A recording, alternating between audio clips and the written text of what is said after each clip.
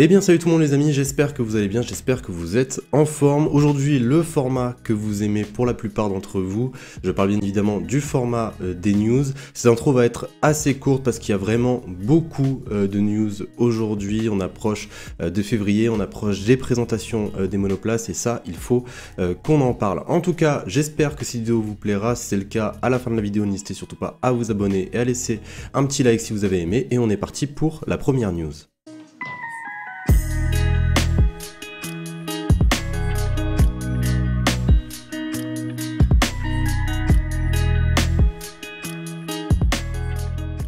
Alors j'en avais déjà parlé dans une ancienne vidéo, mais là je suis obligé d'en reparler parce qu'il y a des dates qui sortent toutes les semaines et en plus là pour le coup on a les heures, je parle bien évidemment des dates de présentation des monoplaces. Alors déjà pour la Aston Martin ça sera le 10 février, voilà pour la AMR 22 à 15 h et pour la McLaren ça sera juste un jour après le 11 février à 20 h, la AlphaTauri le 14 février à midi, la Ferrari le 17 février, et d'ailleurs on n'a toujours pas le nom de cette Ferrari à 14 h.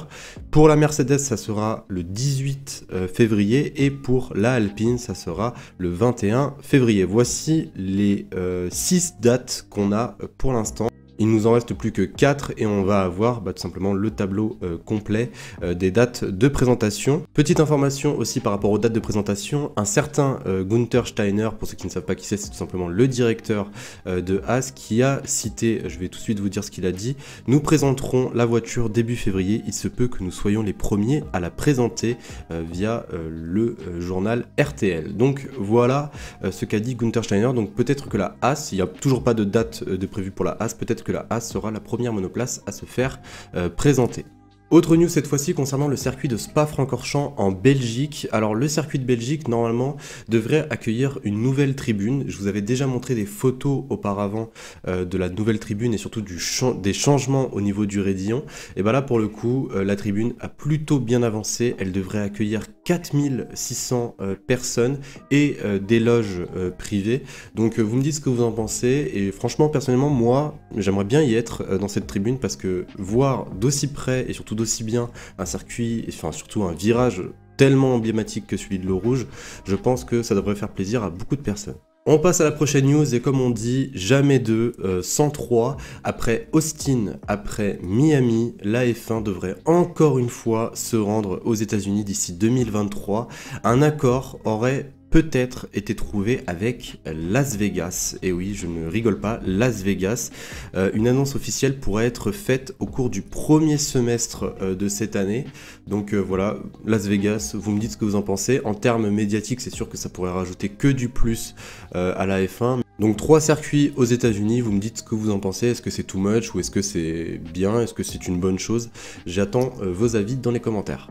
Tout à l'heure, je vous ai parlé des dates de présentation des monoplaces. Eh bien, certains pilotes ont déjà repris la piste, notamment les Ferrari, celle de Charles Leclerc et celle de Carlos Sainz au volant de la SF71 H. Ça s'est passé du côté de Fiorano en Italie. Et 2 autres pilotes ont également pris la piste. Je parle de Yuki Tsunoda et de Pierre Gasly, cette fois-ci au volant de la AT01, donc la AlphaTauri première du nom, du côté de Imola, exactement pareil que l'année dernière. Et on continue avec les news sur les circuits puisque c'est officiel, le GP de Singapour a renouvelé son contrat avec la F1 jusqu'en 2028, et oui, jusqu'en 2028. Donc moi personnellement ce n'est pas plus mal, le GP de Singapour c'est un GP que j'apprécie plutôt bien. Je rappelle que le GP de Singapour ça fait pas mal de temps que nous l'avons pas vu dû à la pandémie, donc voilà, vous me dites ce que vous en pensez, si vous êtes content ou si vous auriez préféré ne plus revoir le GP de Singapour. En parlant de la pandémie, tous les pilotes devront être obligatoirement vaccinés avant le début de cette saison 2022. Alors à la base c'était seulement le Grand Prix d'Australie qui était assez strict là-dessus, le Grand Prix d'Australie qui n'avait pas fait son apparition due à la pandémie depuis quelques années. Et bien là pour le coup la F1 a pris des mesures extrêmement strictes puisque tous les pilotes devront se faire obligatoirement vacciner. Un refus de vaccination fera en sorte que le pilote ne participera pas à cette année 2022 et ça concerne bien évidemment aussi le staff, les mécaniciens, tous ceux qui seront dans le paddock devront obligatoirement se faire vacciner. Donc voilà. Autre news, et oui, quand je vous ai dit qu'il y en avait beaucoup, il y en avait vraiment beaucoup. On va passer au format du week-end parce que si vous ne le savez pas, en 2022, le format de 4 jours de week-end de Grand Prix va être changé en format de 3 jours. Alors je rappelle le format actuel, normalement le jeudi c'était avec la presse, tout simplement les pilotes vont voir la presse, parlent à la presse et tout ça. Le vendredi, les séances d'essais libres, les 2 premières séances d'essais libres. Le samedi, une séance d'essais libres et la qualif. Et le dimanche, la course. Et bien là, pour le coup, en 2022, le jeudi va être totalement supprimé. La conférence de presse se fera donc le vendredi avec les 2 séances d'essais libres. Et ensuite, ça sera dans la continuité comme en 2021 pour le samedi et le dimanche. La F1 prenne ces mesures tout simplement dû au fait que la saison prochaine, il y aura 23 Grands Prix. Donc, ils ne veulent pas forcément surcharger les week-ends de course. Donc personnellement, je pense que c'est plutôt une bonne chose et qu'il y a moyen de faire pas mal de choses, notamment par exemple pour moi, faire un style de vidéo un peu plus différent où je vous dis par exemple ce que tel ou tel pilote a dit en conférence de presse. Je pense que ça pourrait être intéressant, vu que moi je sors mes vidéos analyse le vendredi, je pense que ça pourrait être intéressant, vous me dites ce que vous en pensez dans les commentaires. On passe maintenant à la prochaine news et elle concerne un certain Lewis Hamilton. Alors si vous ne le savez pas, Lewis Hamilton est totalement en blackout en ce moment, il n'est plus sur aucun réseau. Eh bien, il y a quelques jours, Mercedes ont mis une vidéo à l'occasion du nouvel an chinois avec Lewis Hamilton dessus. Alors le septuple champion du monde est bien évidemment revenu sur le nouvel an chinois, mais ce qu'il faut savoir, c'est que ce n'est pas totalement un retour du pilote britannique, puisque cette vidéo avait déjà été enregistrée 1 an auparavant, donc Lewis Hamilton est toujours porté disparu, et d'après certains paparazzi, la dernière fois qu'on l'a aperçu, c'était en Californie. Donc moi personnellement, je suis pas trop du délire suivre les gens dans leur vie privée, mais en tout cas, voilà, sachez-le, Lewis Hamilton est bel et bien vivant, il va revenir selon moi, donc voilà, ça ne fait aucun doute là-dessus. En tout cas, voilà pour le cas Lewis Hamilton. On continue avec la dernière news.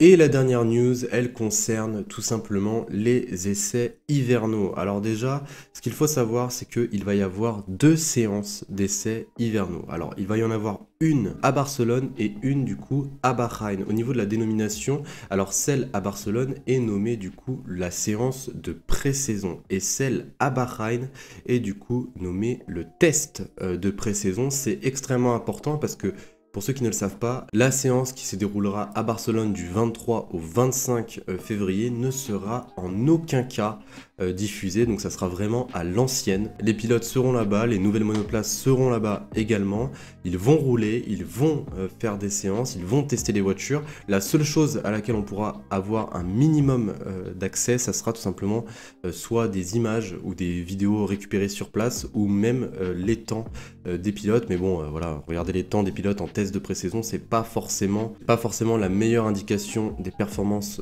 des monoplaces. En tout cas, voilà, pour la séance à Barcelone, aucune diffusion possible. Par contre, pour la séance du 10 au 12 mars à Bahreïn, cette séance-là sera bien évidemment télévisée, et ça sera télévisé dans le monde entier, tout simplement. Donc voilà, vous me dites ce que vous en pensez, pas de séance. Bon, je sais que la plupart d'entre vous sont au courant et que la plupart d'entre vous sont énervés à juste titre de ne pas pouvoir voir les monoplaces d'ici le 23 février prochain. Mais en tout cas, vous me dites ce que vous en pensez. Est-ce que c'est normal que la F1 ne diffuse pas cette séance de pré-saison tout simplement du côté de Barcelone?